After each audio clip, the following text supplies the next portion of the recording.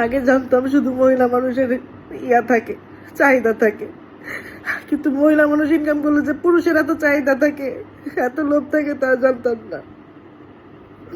আজকে লোভে পড়ে সে আমার সাথে সংসার করে এবং সে যখন দেখে সে এটা পায় না ওটা পায় না, তার হাজারো চাহিদা।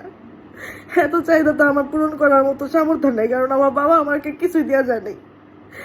আমি কোনো প্রত্যেকভাবে কোনো কিছু সম্পদ পায় বড়লোক হয়ে যায় না যে আমি অনেক টাকার মালিক, আমি অনেক কিছু করে ফেলতে পারবো। আমার খুব সীমিত ইনকাম, সেই ইনকাম থেকে আমি সবকিছু গুছাইতেছি, সংসারটা বড়দিন করার চেষ্টা করতেছি, কিন্তু সে তো সাপোর্ট দিবেই না। বৈশা সারাদিন সে ঘরের মতো বৈশা বৈশা শুধু একটা জিনিসই করে, আমি কিভাবে মানে কিভাবে আমার থেকে নেওয়া যায়, চাওয়া যায়, পাওয়া যায়, না পাইলেই তখন রিয়েক্ট, না পাইলেই তখন রিয়েক্ট।